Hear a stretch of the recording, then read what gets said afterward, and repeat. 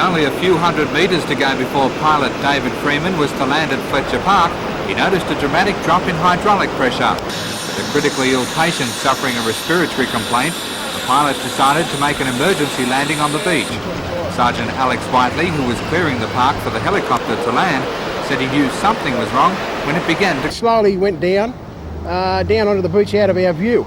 And obviously that frightened us straight away because that's never happened before.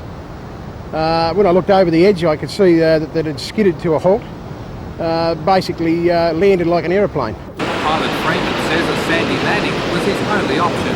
Yeah, we're on final approach here for the Fletcher Park pad, and the hydraulics failed on the aircraft, and it's far too small to put it down up there, and our patient, as I say, was critically ill, so this was the closest spot and the safest spot to put it down, and so we're here now. The rotor blades were only metres from clipping the concrete promenade. To beat an incoming tide, a quick inspection was made of the engine, and it was decided to use its own power to move it away from the water to enable repairs to be made. With a wobble, the disabled chopper lifted off and skidded further along the beach. Maintenance engineers will work on the aircraft overnight to have it flying again tomorrow morning. Darren Curtis for NBN News.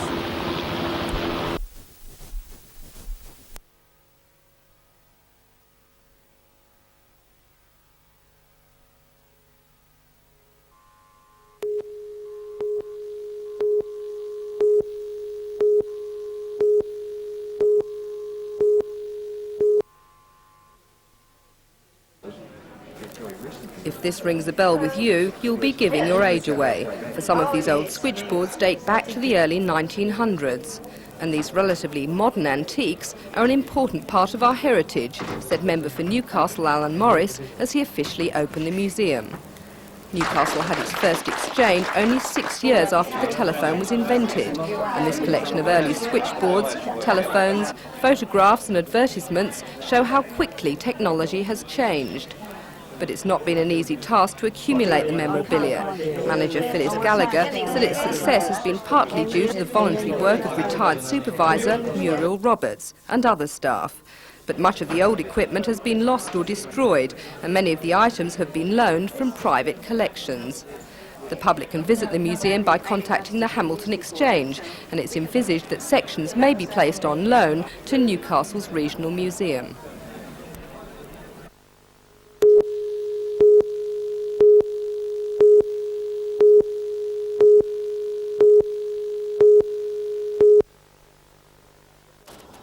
The 31-year-old Adamstown man was arrested by police last night after allegedly smashing a store window on Brunker Road. Police wore full protective suits, including goggles and masks, to avoid possible contamination by the Hepatitis B virus. The man was transferred to Maitland Prison after a magistrate remanded him in custody to appear at a court sitting next week. In the meantime, police officers involved in the arrests are receiving blood tests. Police continued to wear protective clothing to fumigate the cell, and again as the vehicle used to transport the prisoner was given a thorough scrub. A health expert said the procedure was not an overreaction to a disease which police are increasingly likely to contract in the course of their duties.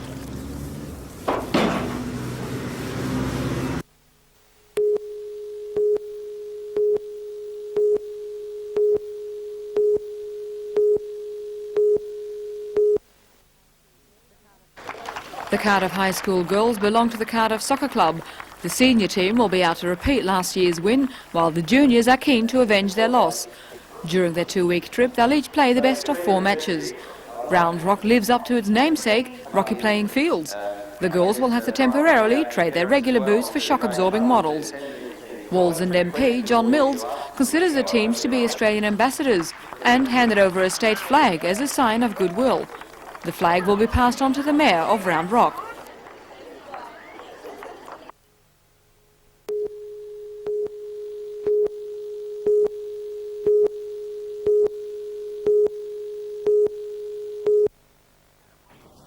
Adam won his place in the squad after taking out the Australian selection series on Lake Illawarra recently.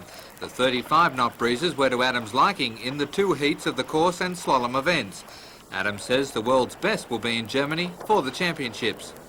Each country will have its top 10, maybe up to 10 amateurs, as well as some of the professionals out of the professional circuit will drop back and satisfy their sponsors by competing in the Production World Cup. Performing against the world's top liners will also give him the chance to break into the professional circuit. And once you make the pros, the contracts become lucrative. The money once you get into the World Cup is quite good, but it takes approximately 2 years and quite a bit of money to break into the World Cup before you start making a wage. Adam is only 18 years old and has pushed aside a marketing career to continue a full-time training schedule. I spend a lot of time swimming, riding, working out at the gyms, the local gyms, and also a lot of time on the water. In September, Central Coast sailboarding Olympian Chris Lawrence will join Adam in Australia's bid to bring home the World Cup.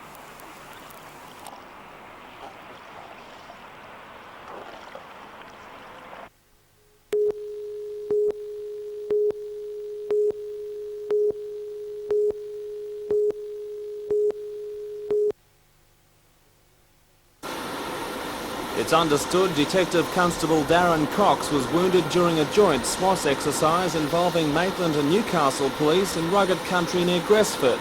The 26-year-old officer was hit in the arm by a blank shotgun cartridge with sufficient power to lodge a fragment of the plastic wad under the skin. Can you tell us how it happened at all? No comment on it? He was admitted to Royal Newcastle Hospital for treatment. His condition is described as satisfactory. Police say although the incident took place during an exercise, it will still be the subject of an investigation. An internal affairs inquiry will be conducted, and those police are on their way now from Sydney. Okay, that's it. Thanks very much. That's so easy.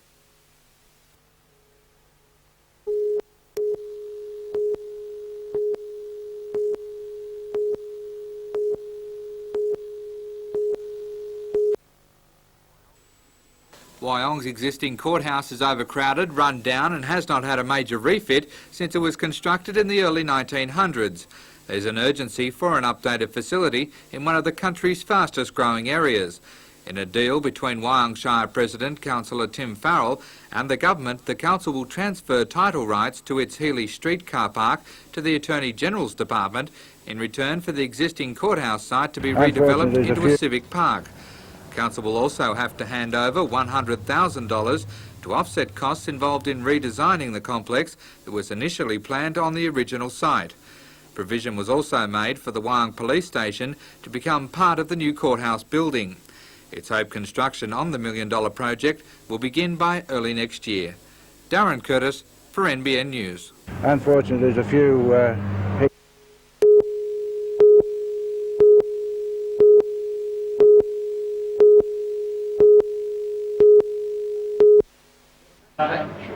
The machine tests the coking power of coal, that is, what type and quality of coke it will produce, a matter of critical importance to the steel industry worldwide. It does it in a way which produces far more accurate and consistent results than the device it replaces, the Geissler plastometer, which has been in use for many years. How the new instrument works is steeped in the most complex electronic and engineering principles. Suffice it to say that a teaspoon or so of the coal to be tested is placed in a strong magnetic field and gradually heated as if it were in a steelworks coke oven. As its temperature rises and it momentarily melts, the coal is subjected to a strong radio frequency wave. By detecting and analysing the wave patterns emanating from within the sample, much can be learned about its coking characteristics. Results are available immediately on an associated computer screen. When we're trading in coals, particularly overseas, that we can accurately characterise them. It's important in marketing.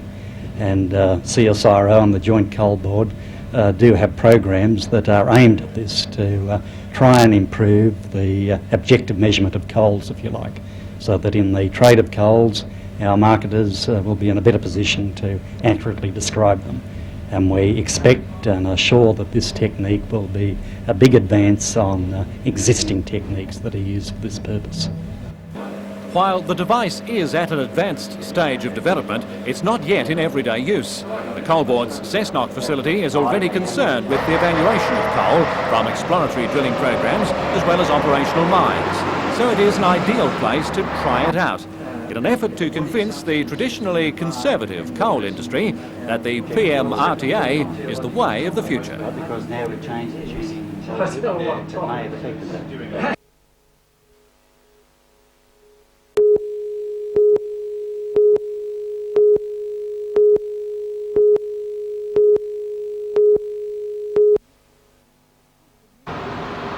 The Newcastle Chamber of Commerce is again trying to lift parking restrictions in Newcastle CBD. Chamber of Commerce President Peter Rundle says city shops are losing trade to suburban centres and blames parking as part of the reason. He wants council to end some parking restrictions at 3:30pm instead of 6pm. This, he says, will give people extra time to shop in the city. He also says weekend parking meters are unnecessary. The Chamber has promoted the idea of abolishing meters in the city on Saturday mornings on a temporary basis, and there are initiatives there that I think will help provide the parking at the times that will be needed for residents. He wants Saturday metered parking to end on some streets. In particular, cars in Watt Street are being booked while most of the street is empty. Mr Rundle wants council to introduce a 6-month trial to test both these parking changes. Newcastle Council rejected a similar Chamber of Commerce proposal a few months ago. Both the police and the Transport Workers Union were against it. The police are satisfied with today's parking regulations. The TWU says shopper parking will interfere with truck deliveries. Council will look at preliminary test results in July.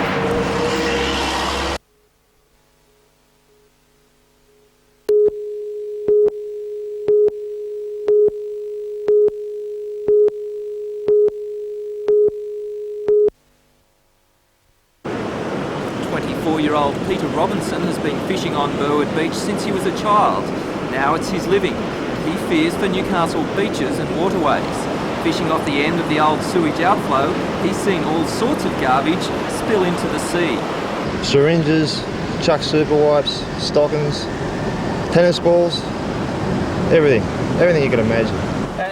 Peter says it's been going on for years, but a recent flood of syringes and medical garbage has got people asking questions. On NBN's Newsnight, Peter Michelle, the Deputy General Manager of the Water Board, said the spills had probably come from the harbour or storm drains. He said that except for rare occasions during heavy rain, such garbage could not get through the sewer screening. Today he reconfirmed this. Well, the Water Board say that it's not going through the pipes. What do you say to that? Well, untrue. I stand on the end of the pipe and watch it come out. Simple as that, untrue. Peter Robinson says on 30 or 40 occasions in clear weather he has seen the garbage flow through the old pipe. The new outfall, which runs 1.5 kilometres out to sea, is still being screened through the same system. So if debris was passing through in years gone by, it would seem it could still happen. Newcastle and Lake Macquarie councils today put up a joint $1,000 reward in a bid to find the person or group responsible for the recent deluge of medical garbage. It is showing the bona fides of the two councils, and it's showing that we're serious about finding what's happening.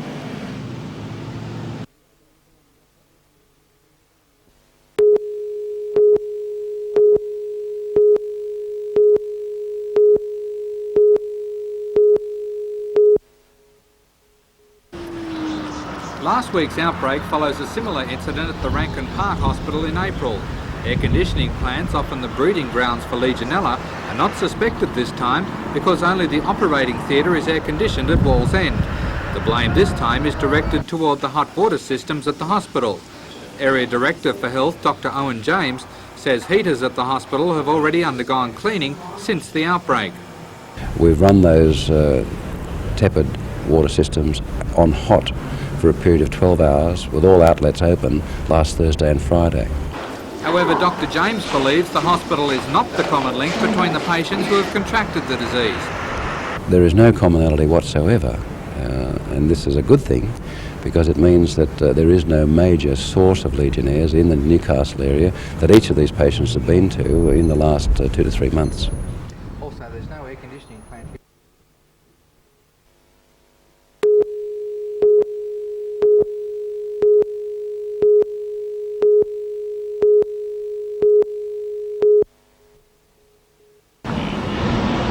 four-seater Mooney crashed only 200 metres from the busy New England highway and less than half a kilometre from the airstrip. Witnesses at the airport say the plane aborted 2 landings after the engine revved uncontrollably and gained altitude as the plane went to touchdown. The 49-year-old DY pilot decided to make a third attempt when tragedy struck. The craft was away from the strip when the right wing dropped and sent the single-engine plane into a spiral before it turned nose down and fell below the tree line. Incredibly, the plane did not hit one tree as it crashed into the lightly wooded paddock. The impact of the fall drove the front of the craft nearly 1 metre into the ground, killing the pilot and his 20-year-old passenger instantly. Bureau of Air Safety investigators arrived late this afternoon and will continue their inquiries throughout the night. Darren Curtis for NBN News.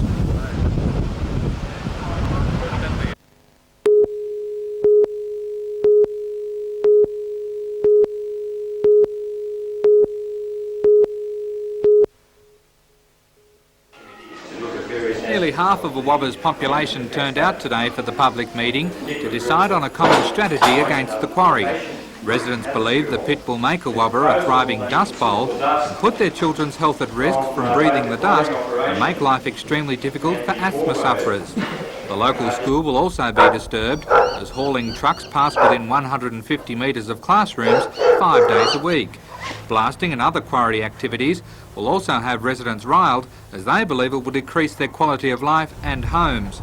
Once the life of the quarry has been used, residents say an environmental impact study has pointed out that a crater with 10-metre high walls will remain, leaving a dramatic drop in native vegetation and increased sediment levels in Lake Macquarie. A motion to ask Lake Macquarie Council to reject the proposal for the quarry and, if need be, take the matter to court was unanimously supported. Darren Curtis for NBN News.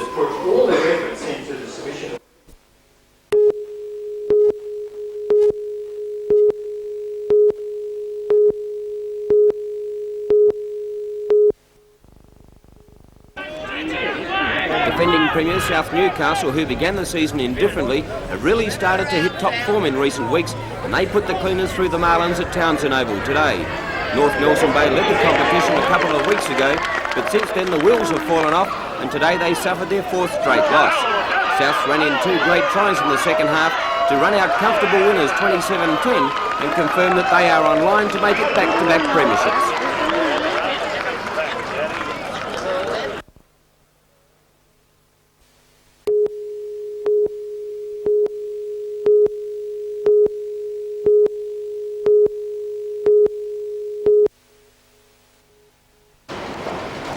When it comes to competition cooking, too many cooks definitely do not spoil the broth.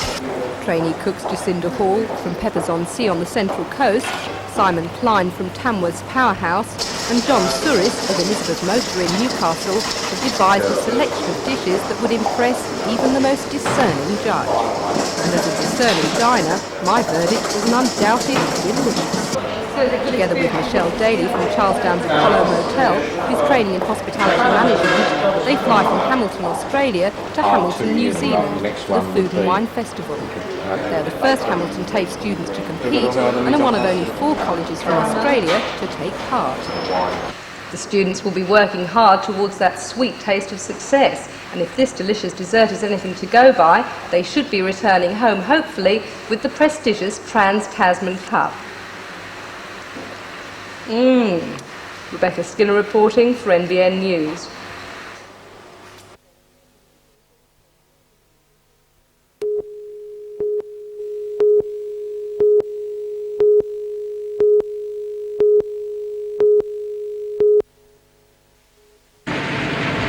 Collieries has already announced that it plans to reduce the workforce at the Liddell State Mine and the New Vale Colliery. All 220 jobs will become redundant, but the manager of Elcom, Bob Williams, said today any reduction will be on a voluntary basis. Mr Williams said already 260 jobs have disappeared in the past 2 years, and a voluntary redundancy scheme would be offered. Talks have been held with mining unions, and discussions in Sydney today are part of that continuing process. Mr Williams denied that any Elcom mine closures are planned in the north. Also today, the Electricity Commission denied reports that a decision has been made to shut down part of the Vales Point power station. However, a Commission spokesman did say there's an ongoing review of power generation operations in the state with a view to improving efficiency and cutting waste. Fears of shutdowns followed the announced closure of the Tallawarra power station and the Huntley colliery on the south coast. In other mining news, the Federal Primary Industries Minister, John Kerrin, has frozen $10 million, which was to have been used to subsidise rail costs for collieries rendered unviable by freight charges. A spokesman for Mr Kerrin said the state coalition government had been slow to ask for the money, applying only after announcing a 5% increase in freight rates. The spokesman said Canberra had also not been advised of which collieries most needed the subsidies, leading it to fear that the money, if passed on, would not be used for its original intended purpose.